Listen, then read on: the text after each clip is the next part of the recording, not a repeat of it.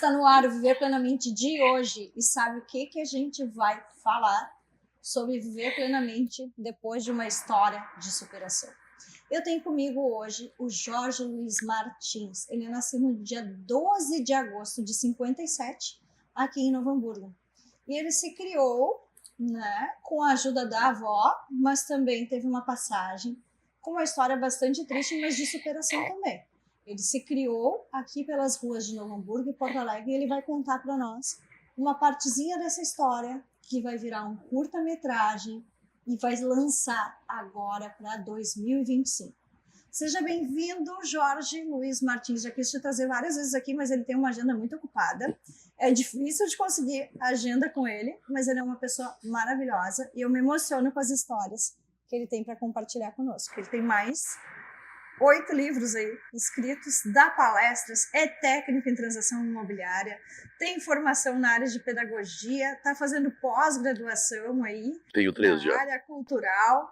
E ele é uma pessoa renomada, além de uma história de superação que é muito linda. Jorge, muito obrigada por ter me aceitado aí esse convite. Eu sei que a tua agenda é muito corrida e eu quero que tu conte um pouquinho para nós como é que é essa tua história, como é que começou essa tua história. Ele é nascido aqui em Novo Hamburgo. Eu que agradeço pela palavra, agradeço também pelo espaço e também agradeço especialmente a tua audiência, viu? Que é a razão da gente estar aqui, não é mesmo?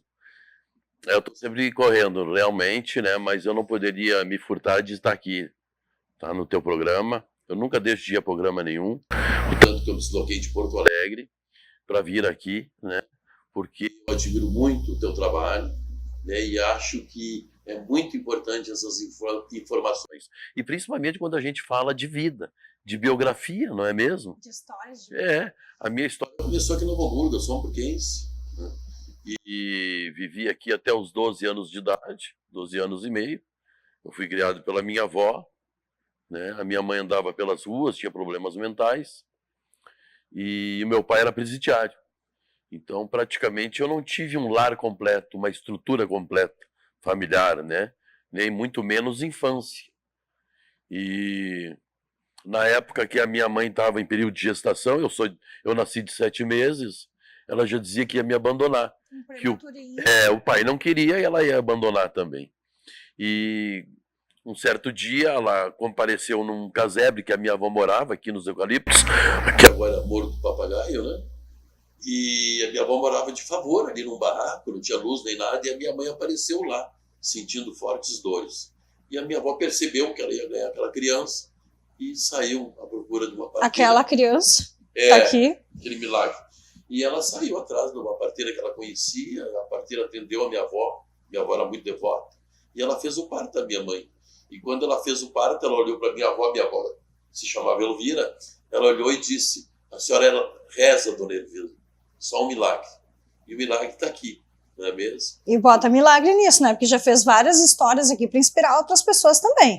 Imagina assim, sair da onde eu saí, ninguém dava um pinto por mim, Eu era corrido, eu catei papel aqui, eu dormia em Hamburgo Velho no cemitério, fugindo das drogas, Eu vivia pedindo aqui no Café Avenida, nas bancas, catava papel com um saco de linhagem e levava até aqui o rincão para vender, para me alimentar, passava fome, catava no lixo ali nas bancas, dormia nos carros abandonados, eles deixavam a porta aberta, às vezes os carros abandonados com o cachorro dentro, Tinha que tirar o cachorro para dormir atrás daqueles bancos enormes que tinha naqueles carros antigos. E assim eu perambulei aqui 2 anos e meio. Mas aqui foi uma passagem também traumática, porque nós passávamos muita fome, eu e a minha avó. E a avó morava na rua também? A minha avó morava num casebre. No casebre. Mas aí como é que foi essa história, essa transição da rua contigo, Jorge? O que acontece? A minha avó era muito doente, E ela vivia de favores. Uhum. Quando eu nasci, a minha avó não teve onde me colocar. Ela me colocou numa caixa de sapatos. Que deu origem à história do menino da caixa de sapato, do meu segundo livro, que é o segundo livro. Que nós apresentamos agora a peça teatral. E o que acontece? E ela colocava em cima, assim, nos barrotes que tinha, porque era telha, não tinha forcas, porque ela morava, e os gatos mordiam a minha orelha, as minhas orelhas, E ela notava que sangrava, e aí ela botou uma proteção ali, eu chorava, E ali ela foi me criando com aquele carinho, aquele amor. Ela dormia num lastro de cama, apoiado por tijolos. Tamanho o status assim, de beligerância que a gente vivia. Mas eu fui me desenvolvendo com a ajuda dos vizinhos, das pessoas. Levavam leite, pão, ovos. Deram uma galinha para minha avó forçava a galinha. Ia me alimentando como podia. Às vezes passávamos fome. Mas o que eu mais tinha, o meu maior patrimônio, era minha avó. E ela conseguiu me conduzir e me alimentar e me criar até os 11 anos de idade, para 12. E aí a minha avó ficou muito mal e uma manhã ela não levantava mais daquele lastro, ela me chamou e pediu para mim que eu prometesse para ela que eu fosse um homem de bem, não fosse um bandido e que eu fizesse aquela promessa para ela, né? Que eu ia ser um homem honesto, trabalhador, e eu fiz aquela promessa para ela. E ela me deixou uma medalhinha assim.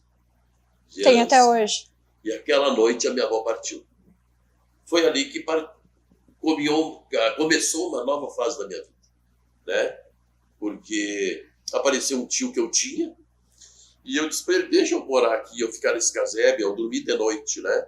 Porque eu sairia durante o dia para as ruas e de noite eu voltaria para ali. Ele disse, não, eu não tenho condições de ficar contigo, a rua é teu lar. E a partir dos 11 anos e meio, 12 anos, a rua passou a ser meu lar. E aí ficou ali pela escadaria da Gomes Portinho. Eu perambulava por tudo, né? Eu ia perambulava. Fera, jogava snooker, eu fazia de tudo. Me pedia uma coisa para entregar jornal, eu entregava. Eu passei muita fome.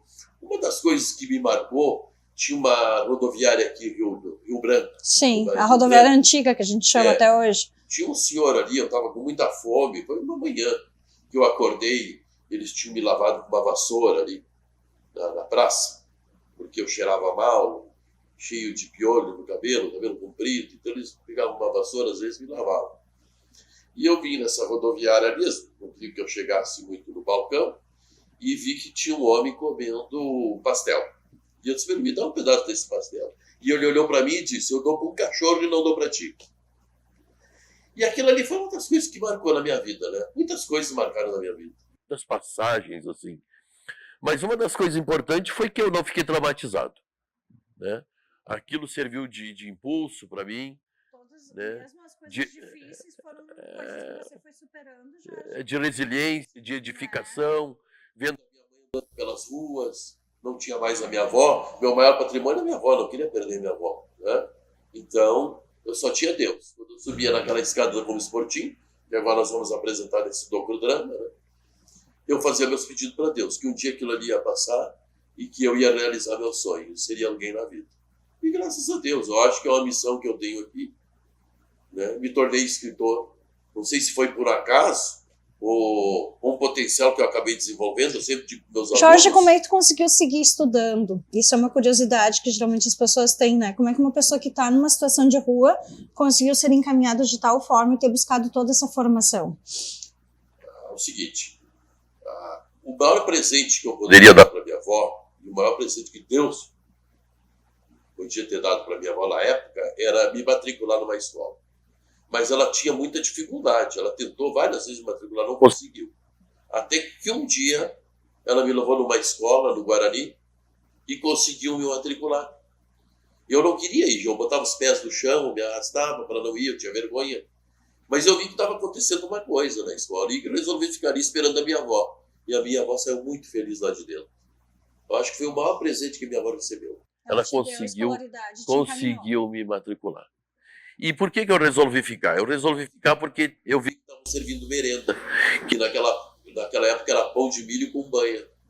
E os colonos também, os granjeiros, levavam ali verduras e comida e tal. E eu digo, sopa, macanjo também, tinha 2 vezes por semana. Eu digo, eu não vou passar mais tanta fome, né, com a minha avó. Então eu resolvi estudar. Mas era muito difícil, porque eu não levava merenda, eu pegava um pedaço de pedra assim, ou madeira, eu enrolava com papel, né, de pão, e fazia de conta que era merenda. E eu roubava a merenda dos alunos na sala de aula. E eu era castigado por isso, porque nós vivíamos naquela época no ensino tradicional, onde o foco era o professor e não o aluno.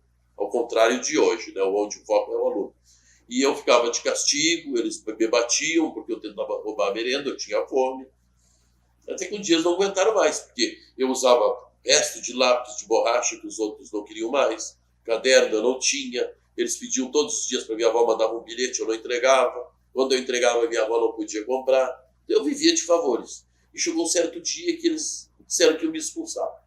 A professora me levou até, eu cheirava mal, mandavam eu sentar lá no fundo, longe dos outros alunos, ninguém me queria por perto, e me disseram que iam me expulsar, que não tinha mais condições de ficar comigo. E aí eu não voltei mais para a escola, eu resolvi ser um pedinte, andar pelas ruas e pedir. E que eu teria mais dignidade do que estar na escolarização, porque naquela época, para mim, a escolarização foi bem traumática, né?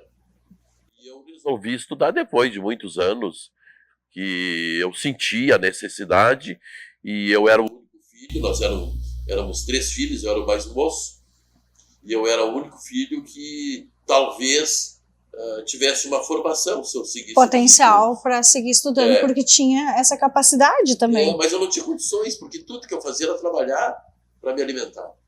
Né? E aí quem te ajuda a voltar para a escola? Eu mesmo. Tu mesmo. Tu criou essa ideia de que a escolaridade ia te levar. Claro. Se não fossem as pessoas, óbvio que eu não estaria aqui. Né? Por isso que hoje eu penso no outro. Né? A maior dificuldade que o ser humano tem é de pensar no outro. Não é mesmo? De sentir o outro. Se colocar no lugar do outro. Então o que acontece? Graças às pessoas que me ajudavam, outros me maltratavam, mas aqueles que me ajudaram fizeram com que eu chegasse aonde eu cheguei. Depois de muitos anos, a minha história aqui, eu ficaria dias aqui contando, porque eu fui levado para Porto Alegre. Depois de dormir numa cela, a polícia me prender aqui, me botar numa cela escura com 12 anos, no porão, porque eu não tinha o que fazer. Aí deixaram eu fugir, mas ambiente, meu pai me levou, meu pai estava solto, a polícia me prendeu novamente, disse, vou chamar teu pai. Eu não quero, meu pai é violento. Ele vai me bater, ele batia na minha mãe. Não, meu pai tem que te levar. E buscaram meu pai. E olharam para meu pai e disseram, o senhor conhece essa criança? Ele disse, não conheço isso aí, nem meu filho é, isso não vai prestar. E eu ouvi. E assim mesmo a polícia obrigou ele a me levar, ele levou para a casa dele. E eu fiquei uns 3 meses apanhando todos os dias por tudo que ele tinha. E ali eu resolvi ir embora. Eu disse para ele, eu levei um tapa na boca, porque eu queria comer sopa, eu tinha fome, inchou meus lábios. E eu disse para ele, eu vou embora daqui, o senhor vai ver quem é você, tu vai ser um bandido. Aí eu saí daquele caserno que ele morava com outra mulher, né?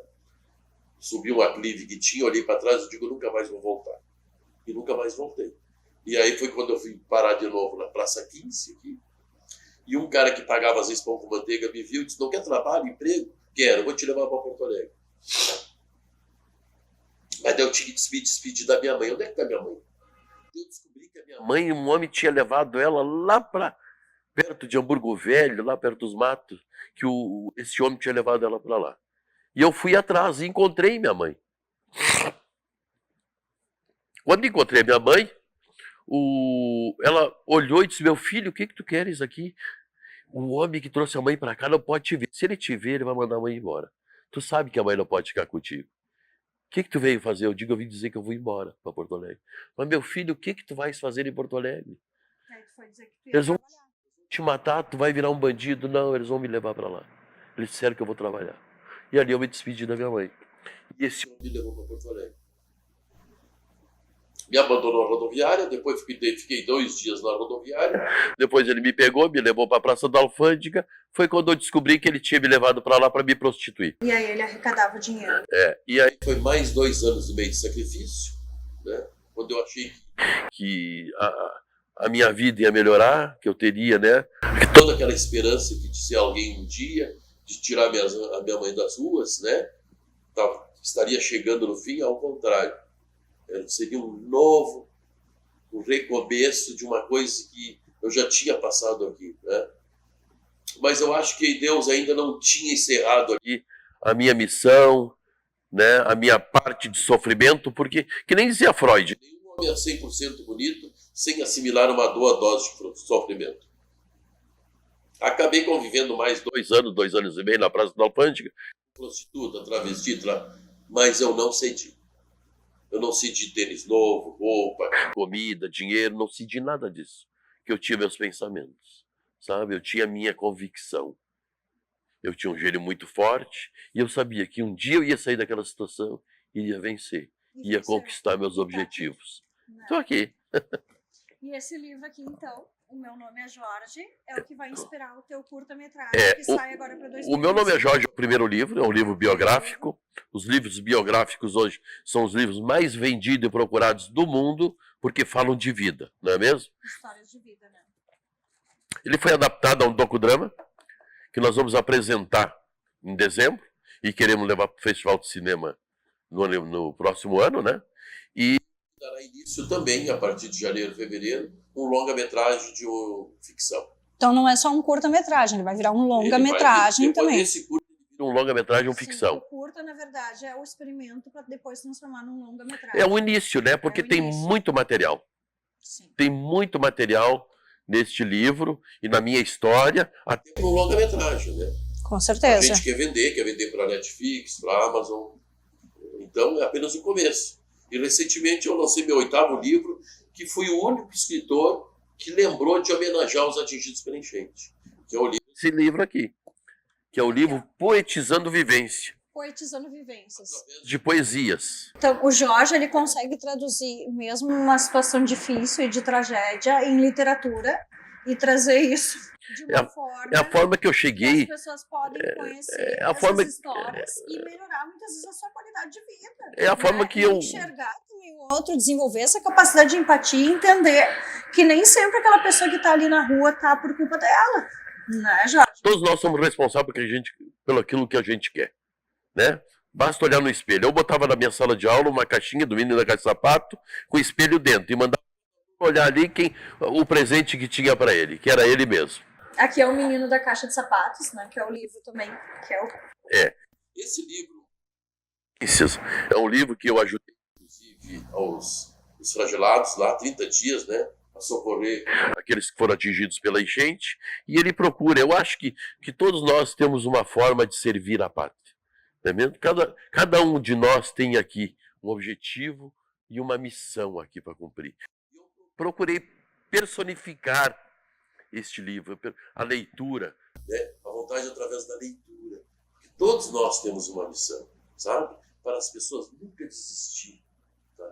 E nunca mesmo deixar de alcançar os seus sonhos e esquecer os seus sonhos, assim como eu. Qual é que era o teu sonho? Meu sonho é ter dignidade. Era ter dignidade. Eu não queria muita coisa. E agora conseguiu realizar. Consegui um trabalho, sabe? Voltar até que eu escapei um pouco ali fazendo um gancho, né? Sobre educação, eu voltei a estudar com 20 e poucos anos de idade. A primeira faculdade que eu fiz, sou o único da família formado, foi a bacharel em administração. Né? Hoje eu sou neurocientista, eu sou psicopedagogo, eu tenho educação infantil, eu tenho formação em MBA, formação de professor e liderança de equipe, eu tenho 3 pós-graduação, eu tenho formação de letras, né? Sou professor, mas sou um eterno ex-menino de rua. Sou ator profissional, fiz mais de 20 novelas, mais de 15 longas-metragens e quase todos os curtas gaúchos. Maravilhoso. Maravilhosa essa história. Cada vez que eu te escuto falar, Jorge, eu me emociono junto. Muito obrigado. Eu acho que a tua história de superação, ela serve de inspiração para tantas outras pessoas. E para a gente trabalhar também um pouquinho que está faltando aí para o pessoal, que é a questão da empatia. Eu ando pelo mundo hoje, né? Eu fechei agora 211 municípios, só no estado do Rio Grande do Sul. Fora o Brasil, né? E 39 patronatos de Feira do Livro. Faço palestras motivacionais, faço palestra também para empresas, né? Institucional. Estou à disposição aqui, quem quiser. O meu contato. Como é que a gente te acha nas redes sociais? Meu e-mail. Tá. Meu nome jorge@gmail.com. Nas redes sociais, Instagram, Martins Jorge Luiz. E no Facebook, Jorge Luiz Martins. E através do meu site também, que é www.meunomejorge.com.br. Que está na camiseta dele. Exato. E aqui ele trouxe essas 3 obras. Se alguém quiser adquirir as tuas obras, como é que consegue? Também por esses meios. Não tem nas livrarias. Não tem. O Meu Nome é Jorge está chegando na 10ª edição. É um livro que não para. Ele vai direto. Eu vendo hoje em torno de 5 a 6 mil livros por ano. São dos que mais vendem livro, porque todos eles são trabalhados em sala de aula. E o livro Meu Nome é Jorge já salvou vidas. Ele tem salvado vidas. Pessoas que se suicidaram, pessoas que estão nas drogas, crianças, jovens. Ninguém sai da minha palestra como ele entra. Pode estar certo disso. É uma história de transformação, não só tua, mas de inspiração para outras pessoas Com também, certeza. né, Jorge? Nós estamos muito carentes de exemplo. E o maior patrimônio que um pai e uma família pode deixar para o filho é o exemplo. Eu ia pedir para ele deixar uma mensagem pro pessoal de casa, ele Esse já aí. tá dizendo, tá aqui, ó, tá toda a mensagem aqui pronta. É verdade. Então a gente tem aqui, ao vivo, a cores, e com toda a sua obra literária, e todo o seu legado. Meu nome é Jorge. Meu nome é Jorge. Jorge Não, Martins. imagina, eu dormia na Praça da Alfândega nos bancos. Em 2017, eu recebi a medalha Porto do Sol, a maior honraria da Câmara de Vereadores de Porto Alegre. No ano passado, em maio, eu fui agraciado com a medalha Farroupilha do Estado. Passa um filme na cabeça da gente, não é mesmo? Com O meu certeza. comprometimento, a minha missão aumenta cada vez mais. Eu me torno cada vez mais responsável pelas pessoas e por aqueles que eu cativo. Parabéns, Jorge, por todo o teu legado, por toda a Obrigado. tua obra e por tudo aquilo que tu faz, tanto pelo próximo quanto pelo que tu escreve para inspirar Obrigado tanta pelo gente. teu espaço. Sabe que eu sou da comunicação, eu sou locutor, sou ator profissional, né? Um dos filmes foi O Homem que Copiava, eu fiz eu com o Lázaro, nós somos eu, o Werder, nós somos da mesma equipe de teatro. Então eu te parabenizo pela maneira que tu conduzes o teu programa, cativando as pessoas, cativando cada vez mais, aumentando a tua audiência. Por pessoas maravilhosas que nem tu. Sempre. Muito sucesso na tua caminhada, Jorge. Muito obrigada pela tua disponibilidade. Obrigado. E o Viver Plenamente de hoje fica por aqui. A Eu gente quero- tocou direto hoje, sabe por quê? Porque não tem como interromper a tua Não, história eu para quero fazer um dizer- intervalo. Eu quero dizer Porque é maravilhoso eu em tudo que tu amo faz. ser gaúcho, eu amo ser hamburguense e amo vocês. Vocês moram no meu coração. Beijo. Até o próximo. E fica aí ligadinho que tem longa do Meu Nome é Jorge.